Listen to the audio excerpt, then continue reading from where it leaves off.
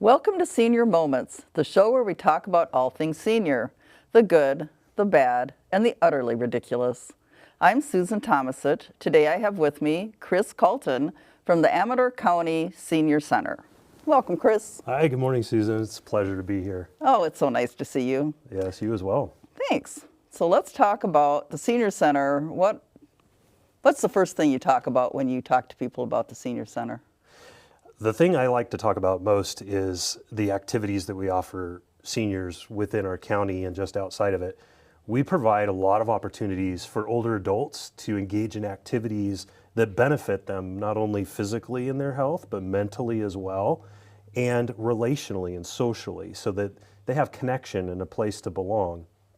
Senior Center is really an opportunity for older adults to find those connections and those relationships that as we age, we lose. If you think about it, I'm working age, and a lot of my relationships are centered around people I work with and my friends and the things that I'm actively doing and pursuing. But as we age, unfortunately, those connections become less and less apparent. So, because once we retire, maybe we move to relocate near where our children are or grandchildren, or as we age, obviously we're no longer showing up to work. So those connections aren't there anymore. And how is it that we maintain our friendships, and where do we find those friendships and those social connections? And so a senior center like ours is a great place for people to come and find that connection and that sense of purpose. Broadly speaking, we offer all kinds of different programs and services. And as we age also, we need to have those supportive services to help us along the way. Sure. There was a study done by Rochester, the Rochester Medical Clinic, quite a few years ago, and they talked about aging and what was the difference between somebody that lived to, say, be 100 or somebody that died at 80. And one of the biggest factors they found in longevity is your relationships. And naturally, as you grow older, people are going to die. I mean, it's a fact of life. Your friends start dying, your family starts dying. You know, first you're the younger generation, then you become the older generation, and then your peers start to disappear. So what they found is that people that have the ability to continue to maintain and make good relationships throughout their life, those are the ones that live longest.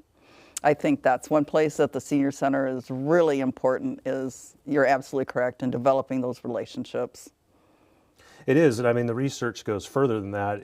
It indicates longevity of life, but also satisfaction within that longevity, so that there's a contentedness and a joy.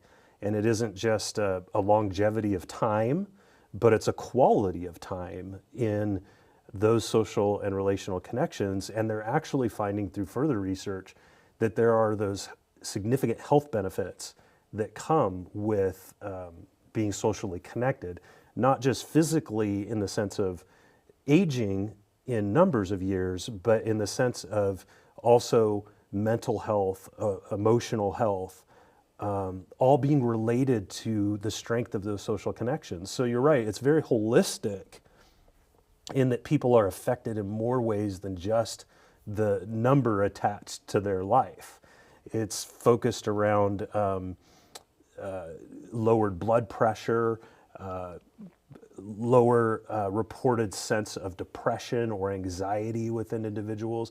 In fact, I just concluded writing an article for the Ledger-Dispatch in Jackson, and I entitled the article, "Older Adults and Volunteerism, the Fountain of Youth." Oh, nice. And the reason I entitled it that is in my research, and this was only a 500-word article, so I had to squeeze all this research in, but I researched it for a couple of days to write that article.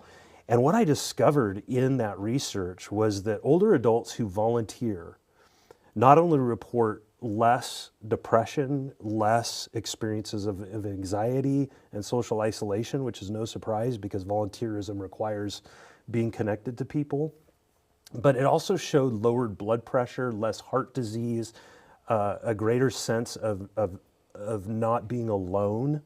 And what was interesting is it affected everything across the board, from that emotional health to physical health, to mental health. All of it was affected simply by volunteering. And then the most interesting part of the article, all those things I think are a bit surprising, particularly the lowered blood pressure through volunteerism. Absolutely. But if you think about what volunteering requires, it requires getting up and moving around. It requires mobility. And so your heart rate picks up, your blood pressure goes down, your blood pressure decreases around other people when you're socially connected.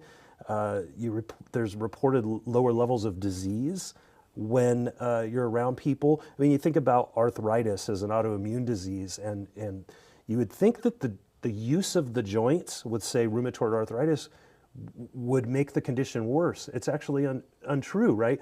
We know that the best thing for somebody with an autoimmune disease like rheumatoid arthritis is actually to move. It's the movement that helps to keep those muscles and tendons around the joint strong and to keep the mobility within the joints.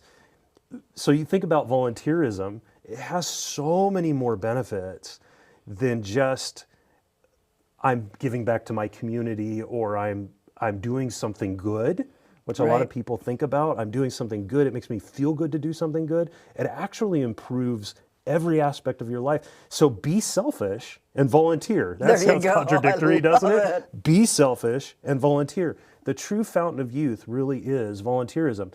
And here's the interesting part of that research. It found that older adults who volunteer had to volunteer 4 hours a week or more to receive those benefits.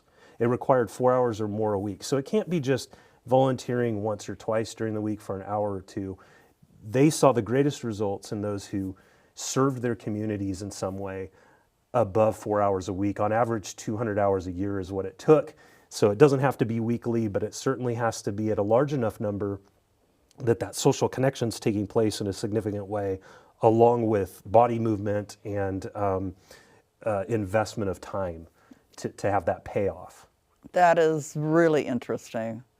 And I think that the fact that you're getting out of your own head and your own life and looking at something from somebody else's point of view can help with that, not being depressed and everything else. I think that's a really important thing about volunteering, is you're no longer just sitting there in your own little mess. You're actually trying to help somebody else with their own little mess. And that can... I think it's a great point that you make, because in a lot of ways, when I think about the times I'm having difficulty in my own personal life, and then I go to the center and I see what people are going through and I see what people are enduring, my problems start to look really small. Absolutely. And they seem to be something I can get through. And another aspect of it is getting through life alone really is a challenge. Mm-hmm. And here's what I mean, not only in regards to what we just said, but additionally, when I'm around people of wisdom, and I'm young, I don't qualify for any of the programs, so I'm younger, but when I get around people with wisdom who I work with every day, I've asked them questions. I'm going through a difficult time with my son. What'd you do with your child when he was or she was the age of my child? And how do I get through this? And they just look at me and they laugh and they have advice. And then they say, you'll get through it. And he's going through adolescence and it'll change. And I understand your difficulty. And so you find, even in interacting through, would be my job, but for others, volunteerism, you find that you're not alone. There are people who are going through it with you. And we hear that a lot in our grief support groups. Okay. Where people have lost a loved one, whether that be a significant other or a grandchild or a child or just even a friend. And they're going through all of these feelings that they don't quite understand. And quite often people, when they're going through grief, think they're alone in it. They think that there's something wrong with them to feel this way. And what they find when they come to our grief support groups, and they've said this to me multiple times, that they found that people understood them. Yes. And they found that they weren't alone in those feelings. When they heard other people talking, they were going through the same emotional roller coaster and the same ideation. And it helped them to even understand themselves. And they realized, I'm not so abnormal. There are people like me who are going through this. And I find that to be a real strength when it comes to those social connections. It's just so important for older adults to be connected in those ways, not only because of those moments of grief or the opportunities for volunteerism, but just for social connection and for a sense of purpose. I agree. I used to run a Alzheimer's support group, and I have to say that I would go in there some days going, oh, now I got to do the support group. But every time I left, I felt better than when I went in. And it wasn't a support group for me, it was a support group for other people. But I just walked out of there always feeling better. And I think that is part of it. It's having somebody else speak out loud what you've been feeling and haven't had the words to say yourself. So I think those are really important. And I believe you guys have a Alzheimer's support, a caregiver support group, correct? We do have a caregiver support group. It's designed for people who are unpaid.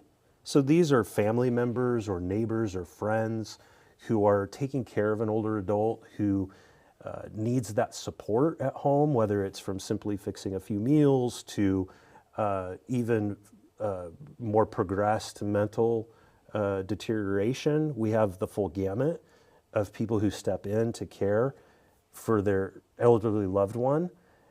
And the reason this group is created for people who are unpaid is because these folks are under-resourced. They're not only enduring all of the challenges of caring for an older adult, particularly with mental deterioration. That is a challenge in itself for a skilled or even unskilled person. But if a family member is caring for a loved one who is mentally diminished and who is showing signs of Alzheimer's or dementia, it presents a secondary challenge, doesn't it? Not just the technical components of how do I care for this individual on a professional level, but I'm watching my loved one deteriorate. I'm going through stages of grief myself as I'm watching my loved one age and in some ways become a person I didn't know or don't know. And so that support is so necessary for that family member, whether it's a spouse or, like I said, a son or a daughter.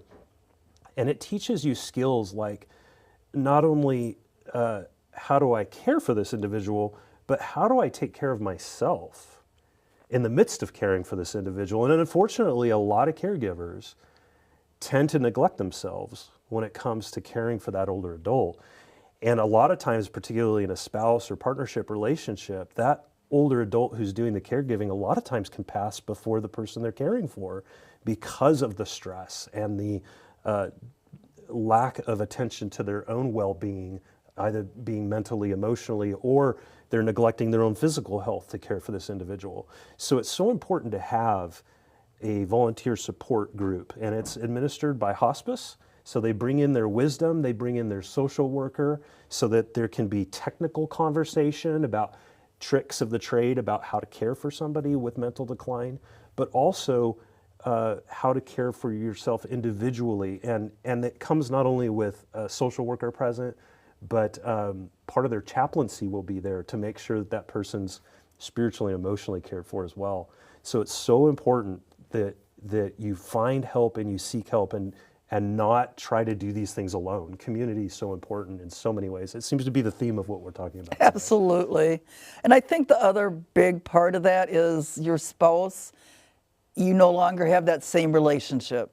Your relationship with your spouse or your parent, whoever it is you're caring for, it flips over. So if you're taking care of your mother, suddenly you're the mother and she's the child. You know, the spouse, sometimes they don't even remember that they are your spouse. So it's very challenging, not just the day-to-day physical parts of it and trying to get people to eat or get them to bathe or to do this or to that. It's also that relationship that's just gotten turned on its head. It's very difficult to navigate through.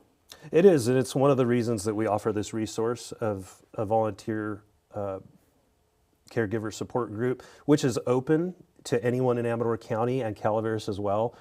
Before the show started, you and I were talking about kind of how the Senior Center works. We are Amador Senior Center, so our primary mission is to serve Amador County, but we do welcome people from other counties as well to participate in these programs. So to come to a caregiver support group, any of the viewers are welcome to come to our center to find that support. It might be a little bit of a drive if your viewer lives in Angels Camp or Arnold or Murphy's. What I can say, Susan, is I live in Angels Camp and I commute over to Amador. So if I can do it, somebody else could as well. Absolutely. And find that support. It's so important. And I think if an individual were to make that commitment and that drive, they would find that it's worth the 40 minutes to come over and find the support that they need, because it gives them not only an escape from the caregiving for a bit, but the support as well. And some of our clients who come to take advantage of the support group will also bring the person they're caregiving for, because there's no other respite for them. And that's welcome as well. Oh, great. I had no idea you could do that. Absolutely. Wonderful. So not only do we provide that group as a support, but we provide a whole array of supportive services. And so I think it's a good time to transition into some of that conversation. This episode of Senior Moments is brought to you by Naughty Squirrel Farms. We administer the Meals on Wheels program in Amador County, and just starting July 1st of 2024, we took over the contract for Calaveras as well. And so this is a supportive service we provide for those caregivers, for those people who are stuck at home alone. And the major qualifying factors for being on the Meals on Wheels program in either county is that an individual must be 60 years and above and homebound, so an inability to get out. Now, if there's a caregiver who comes over part-time, that's okay. This individual would still qualify as long as that individual has an inability to provide for themselves in getting out of the home. So if they're homebound and they're 60 and above, they would qualify. And the Meals on Wheels program is a supportive service, not just to the client. It's a supportive service to the caregiver as well. Sure, because there's 5 meals they don't have to cook. It's one less thing that individual has to do. And surprisingly, a lot of people don't know this, but the Meals on Wheels program also is there for the caregiver. So if an individual is a caregiver of somebody who qualifies, they can qualify for a meal as well. That way there's, again, one less thing that individual has to perform, one less task, and they can give themselves more fully to supporting that older adult in other ways. Well, that's really marvelous, actually. And it also provides a setting then for the caregiver and the person being cared for to actually sit down and have a meal together. And that's always a bonding experience, is eating with someone. That I read a history book a long time ago that said one of the things that was important for solving a conflict is to sit down and have a meal together, because then people tend to relax a little bit more and let some of their guard go down. So I think having a meal with your caregiver would be a perfect example of that you can, this is in one moment that 2 people are equal, basically. You're not being a caregiver and a care receiver, you're just 2 people enjoying a meal. I think you find that universally a cultural fact that people gather around food. And it's one of the things that we really engaged in when I was hired at the center. I was hired to bring more activity and new life to the center, and that is the first thing we started with, was the design and deployment of a meal program. So we have congregate meal program throughout Amador. We have 5 sites that people can come and enjoy, and again, open to people in Calaveras. So we have a congregate dining site in Pioneer and in Pine Grove, driving distance from West Point. So folks in West Point can come over to the Pioneer program or to the Pine Grove site and enjoy a meal there. Now, how the program works for congregate dining is an individual, again, has to be 60 and above to participate.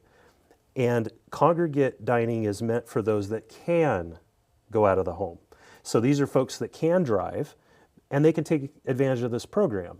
It's a low-cost, healthy meal that meets 1/3 of the caloric intake for older adults. It's low sodium, so it meets the standard that a doctor may have for a patient with high cholesterol. We do provide salt on the tables. People can add it, but the meal is served low sodium for those that need it. And then the cost is a simple $5 participant contribution. But I want to emphasize that nobody's refused service for their inability to contribute to the program. So all are welcome to come and participate in the program. And the reason that we have a congregate dining program is to make sure that older adults do get the nutrition that they need and they have access to that, particularly, and I think most profoundly, in a financial, economic situation that we find ourselves in, where we have escalating food prices, we have inflationary concerns, we have limited income for older adults with regard to Social Security or pension, and they're on these fixed wages where I watch, $5 gas and it affects me, but it doesn't affect me as much because I have an income, and my income can Absolutely. go up every year to match that, but those on limited incomes don't necessarily have that ability. So this program's designed to get that nutritional content to individuals, to help individuals who are having maybe a harder time preparing a meal. It gets them out of the house into a site with other people who are 60 and above and makes those social connections for them, getting back to that topic again. Absolutely. The congregate dining program is designed to gather people and get them socially connected. And the Meals on Wheels program is designed to serve those who are homebound and can't get out so that they have those resources as well nutritionally. Because older adults will neglect their nutrition as they age because cooking becomes more of a challenge. And preparing foods and cutting up things to cook becomes a little more of a challenge when you have dexterity issues. So that's why we have these supportive services.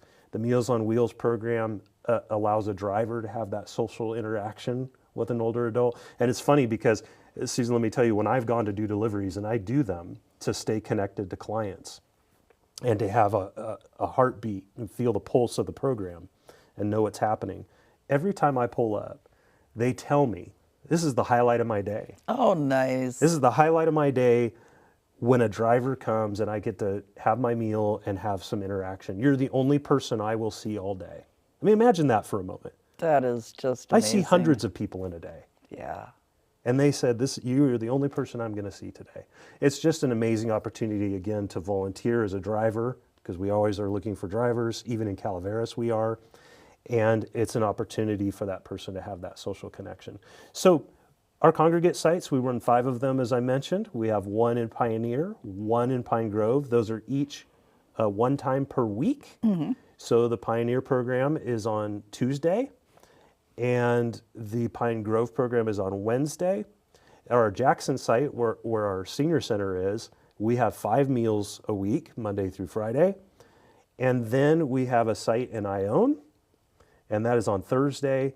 And we have a brand new site in Plymouth that is happening on Mondays. So folks that's from amazing. El Dorado County can come over, and we've had that. And we've had folks from Calaveras, Valley Springs area come over to the Amador site.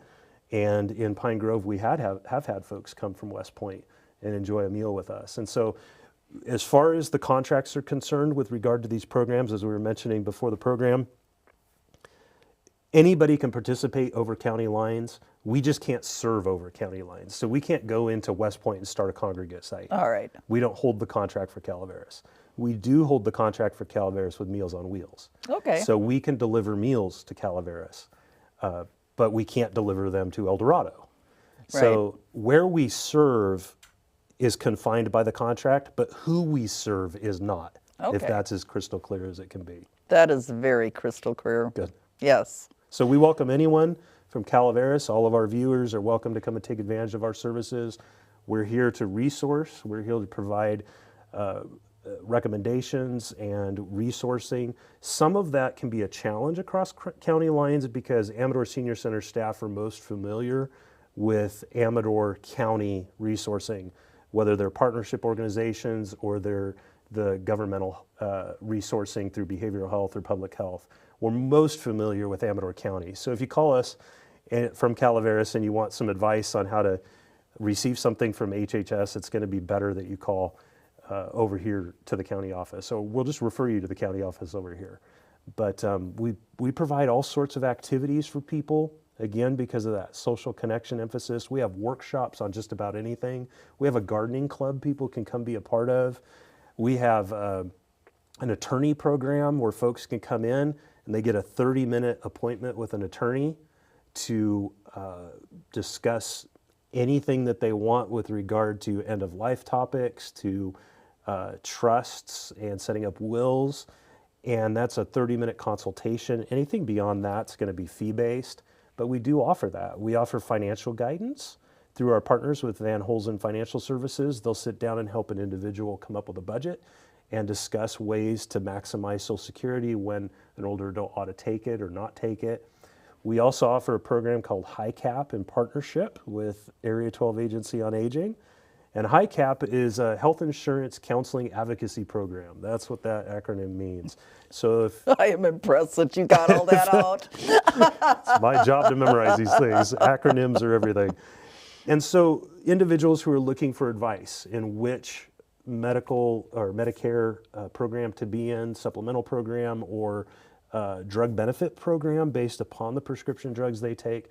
It's a volunteer-based program that gives them advice, runs it through a system that helps them decide which program is best and to really navigate that maze. So we offer that program. They're free appointments to take advantage of that. It's funded by Area 12 Agency on Aging, but it's housed at the center.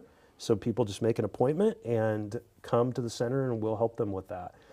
We offer crafting workshops, art workshops, journaling workshops.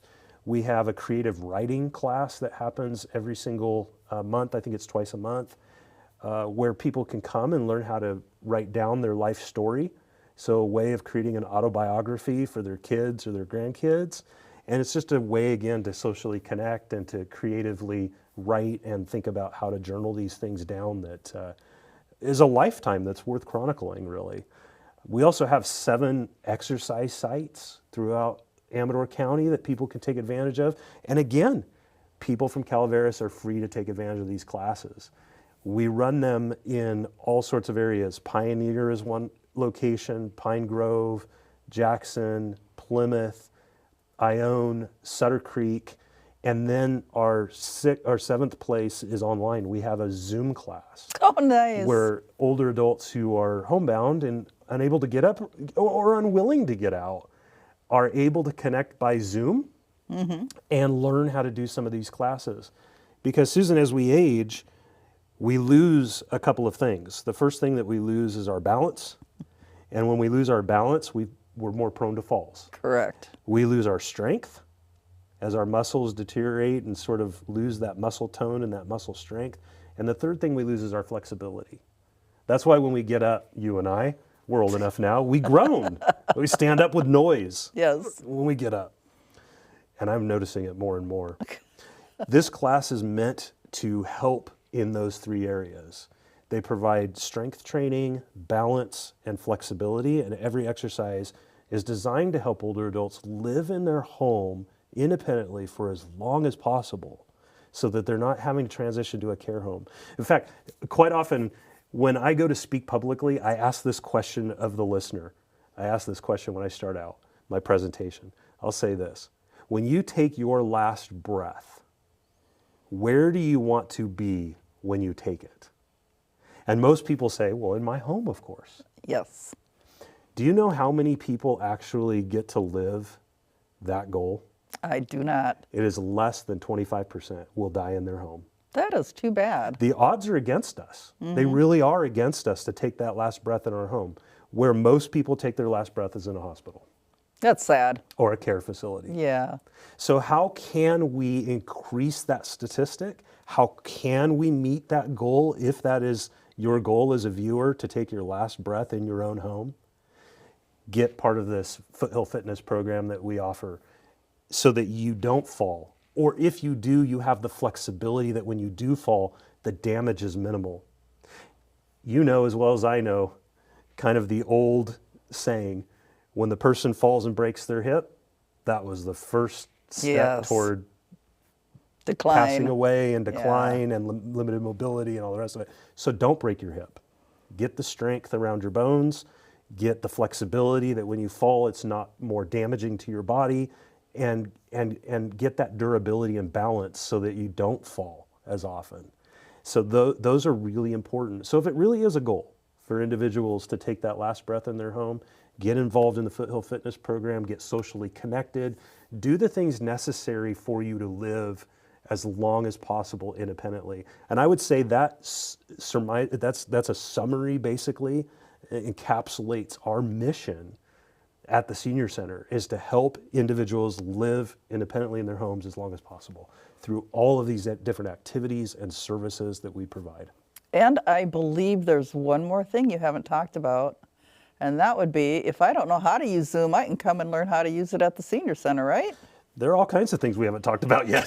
One is that, yes, we offer computer classes. We have what's called Cyber Seniors. They come in twice a month and help with anything, whether it's Microsoft Office or a desktop, laptop computer, a mobile device. We are also in partnership with Amador County Library, and they come in and help folks learn their mobile devices, whether it's a tablet or a phone. And a lot of older adults are finding that their kids and grandkids are obviously it's like they were born with these phones. They know what they're doing. I have to ask my son, and I'm in my 40s still. And my son still shows me stuff on his iPhone that I don't know how to do on my iPhone. Right. And it's like they were born with it. They know how to do it. And, I don't know how I could have contact with my son or my grandkids when they're away from me than when I know how to use my phone. Some of it is video conferencing now that families Sure. live separately.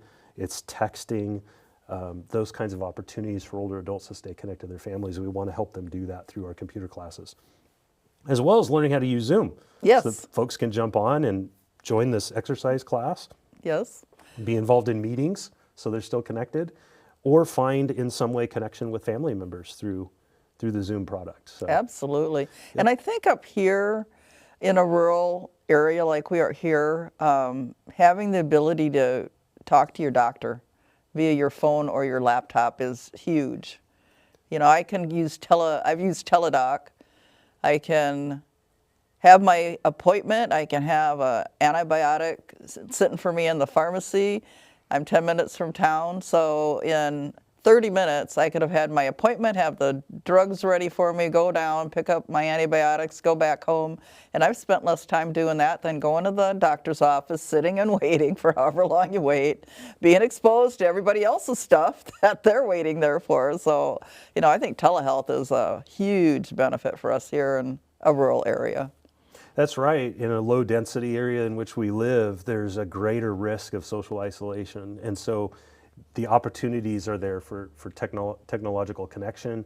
Things close up. Even the Emergicare in Angels Camp is closed on the weekends. Oh, that's right. So when something is happening, it leaves you with simply the ER in Sonora or in San Andreas, and then it leaves you with that bill. Exactly. So a teledoc or telehealth is incredibly important. I've used it myself to be able to just hop on, have a conversation with the doctor in the middle of the night if you need it, and then to have that prescription waiting for you at the pharmacy within hours or the next day.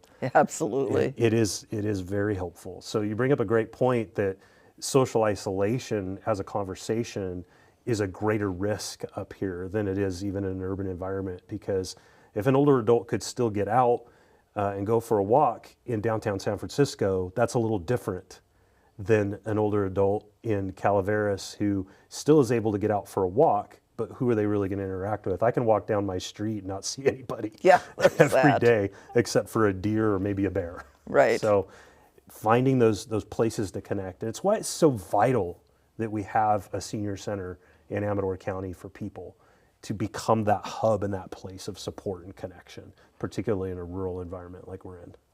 Yeah. Absolutely. And I think there's another aspect we haven't talked about, and that is if I'm coming to the senior center 3 days a week for lunch and then next week I suddenly don't show up, somebody's bound to notice.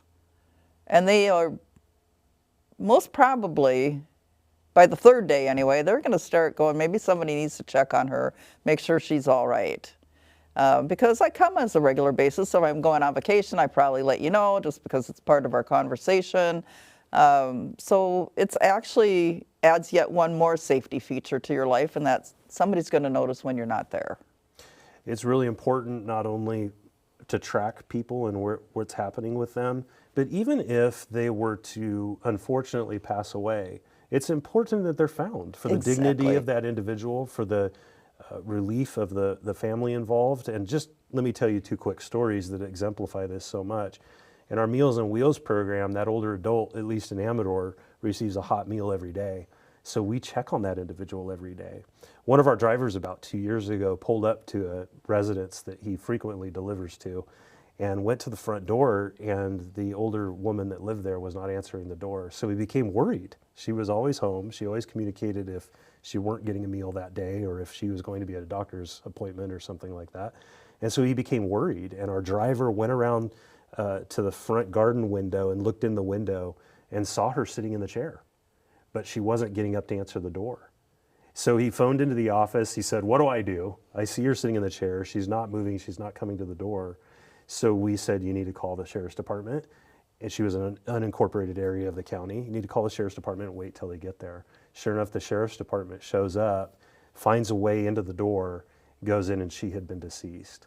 So it was so important, again, for her dignity and for the relief of her family to know that somebody was there and somebody found her and she wasn't sitting in a chair or Right. having a length of time go by for that peace of mind. Nobody wants to think of their loved one in that way. No. And so she apparently had passed away sometime before our delivery the day before and the next day. Oh my. But who would have found her had we not had that delivery program? Another great example of this is an older adult who comes in regularly, and he started getting up to the age of about 93, 94, and he was there when I started, so that was 7 years ago. Wonderful older man who lived by himself, and he said to me through kind of some watery eyes that this meal program means the world to him. It's his connection to people. He feels less lonely, and he came in every day for lunch. Well, he got to that place where it was time to turn in the car keys. Yeah. And he knew it. And he said, "I need to turn in the car keys, so I'm going to start riding the bus." And he started doing the dial ride program, and he got on the schedule. And every day the bus brings him to the senior center and he gets off. But what we're noticing with this client is slowly starting to have some mental confusion. He's starting to show signs of either dementia or just being confused where he is. And so he came in one day and he didn't quite even know why he was there. That's how progressed this got. And it's interesting because it's really day to day for him. Mm-hmm. Some days he's pretty clear and cognizant. I'd say it's most days. And then some days he comes in and he's a little confused and he's not sure why he's there. We were able to call his son because of the relationship. Right. And to communicate that and to say, this is what we're seeing. Again, we're not doctors or physicians or therapists, but one of the things we're seeing is that, he's here and he's confused. And so the family was able to get involved and see what they could do to get him the support he needed. Because again, he lives alone. His son wasn't around to see Right. the daily interactions. So we have those opportunities, as you brought up, to keep people connected and to know what's happening in their lives. And we've had some folks who certainly pass away. When you're dealing with hundreds of clients, you get to know people, and we're in the business of saying goodbye sometimes. Yeah. And it's tough on our staff, particularly when they're, a personality we come to enjoy at the center. But I think what consoles us is knowing that it really enjoyed the connection and the resourcing that our senior center had, and knowing that they had a quality of life that so many don't, who just stay home and don't participate. Absolutely. Yeah. So we feel good doing our jobs. That's important. It is. We spend a lot of time at work, and I think that one of the saddest things that could happen is if I worked every day of my life and hated it and then retired and died the next day. So I kind of made it my mission to want to be able to enjoy what I'm doing as long as I'm doing it. So. It's right. That's right. And, getting back to our volunteer program, it was about 3 years ago, we realized we always had volunteers, but it wasn't really organized in a really good fashion. Right. We had people helping in different places, but we kind of saw it as that. And it was about 3 years ago, we were sitting in staff meeting, and it came to a realization to us as a staff that this really is a program itself, and we need to start treating it like a program, that it had purpose. Oh, yes. It needed resourcing. It needed organization. It needed intentionality. And so we started talking about ways in which we could really help to foster a strong volunteer program, because it's not just an opportunity to get people to help lower our costs. We saw it as an opportunity for older folks to themselves have that sense of purpose and sense of social connection. And I tell you, our volunteers, particularly our Meals on Wheels drivers, and our congregate volunteers, we couldn't pull off all of those congregate sites with our staff. Right. We don't have a large enough staff. So those sites happen because of our fantastic volunteers. We have over 300 volunteers that make all of these things possible. We have 6 admin staff that do all these things with volunteers. That's our team. And those volunteers say to us, when we say thank you, because we say thank you a lot, they say to us, oh no, it's a privilege. I get more out of this than I give. Every single time. That's they all amazing. say they get more out of it than they give in the programs, which says to me that they're experiencing something that is selfish, right? It's Right. that selfish volunteerism again. And a lot of us think of volunteerism as being selfless, but all the benefits that come to being a volunteer, hey, be selfish, get those benefits, receive that dopamine drop from being a purposeful person Yes. in the midst of helping others. And it really tends to minimize, like we talked about, it minimizes the things I'm going through. It helps me make me feel like I'm connected to people who are going through similar things. And then I find I can get through it, and I can endure, and I will make it. And I can be happy after blank or during blank, or when I meet this challenge or I have this diagnosis. Right. I still can have people who care about me and can encourage me through that challenge. Don't be alone in it. I think that's the theme of everything That we've is talked about. absolutely. So the 3 pillars that I always talk about with Alzheimer's is the brain health. The best way to keep your brain healthy is socialization, exercise, and learning new things. And by volunteering, you're doing all of that.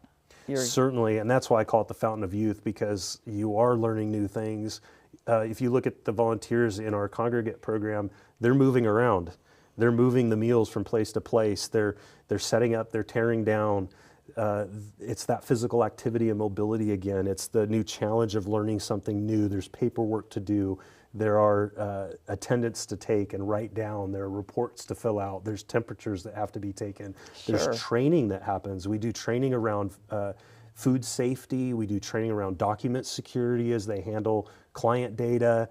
There's that social connection again and handling problems and troubleshooting. Okay, well, if we have this many meals and too many people showed up, how do we handle that? And those are all things that help with our cognition and the retention of our cognition, as you're so eloquently discussing. Those are important aspects of volunteerism. It's that physical movement. And of course, if older adults are volunteering as Meals on Wheels drivers, you have to traverse from picking up that meal in the vehicle and walking it to the door multiple times. And so going up steps and going up steep exactly driveways. Right. Yep. And navigating our app system and checking people in, taking notes on their welfare. Oh, nice. So making sure to note when you see a decline or you see an issue or a problem so that we can bring resourcing. And we've done all sorts of things, such as providing anything from connection to resources in the community that we see that individual needing. For example, we had a client who seemed to constantly be on the ground every time we delivered a meal. Oh, no. And we asked, what are you doing? Well, I fell again.